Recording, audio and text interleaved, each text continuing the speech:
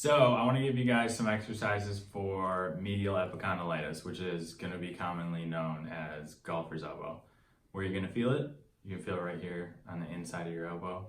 Usually it's a little bit below the actual elbow, more into the forearm, but you can feel it a little bit above too, or even right on the elbow, because that's where some of these wrist flexors are coming in and attaching.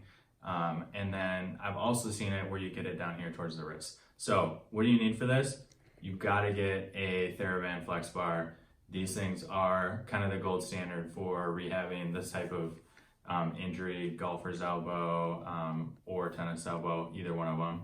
So the hardest thing to get is to get this exercise down. So let's just show you how to do this one quick. So let's say that this is my affected arm. I have pain right here. What I want to do is I want to grab this bar just like this so my palm is facing towards me, flex my wrist a little bit, then with this other hand I'm going to reach over and I'm going to face my hand away from me, so towards you guys, and then as I turn this over, both palms are going to be facing up, and then I want to slowly release my affected one, which is my right one. Don't be afraid to give it a huge twist when you do this, because you want to get like as much torque into the flex bar as you can. So again, what we do, affected arm, palm towards me, grab it, flex the wrist a little bit, other arm up over top, palm facing away.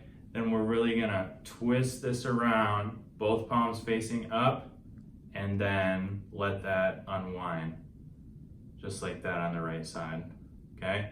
So in not slow-mo, let's do it again. Grab it here, flex, over, twist, and then around.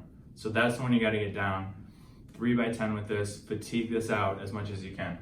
One of the other things I like to use on it, everybody's seen these, this is a Hypervolt. So basically what it does is it just allows you to kind of get into that tight, tender tissue and work it. I mean, it feels good to use it. This is on the low setting, but don't hammer it too hard right over the painful spot, but just kind of work through those muscles right there along these wrist flexors. It's gonna feel pretty good. It's gonna bring some blood in there. It's not gonna like help you get better 100% just using this. You're gonna have to do some of the other exercises, but it'll make a huge difference. Let's talk about a couple more. You can do some eccentric wrist curls. So eccentric means you're gonna shorten the muscle and then provide resistance as it lengthens. So with a dumbbell, we can do these. We're just going to flex our wrist up like this and then slowly let it down. So this might be too easy for you. Use a heavier weight. The other thing that you can do is you can kind of grab the weight by the end here and do the same thing. That'll just move the lever out a little bit farther and make it a little bit more difficult. Okay, we can do it that way. We can do it with a Theraband, same company that makes this. I just have this one tied.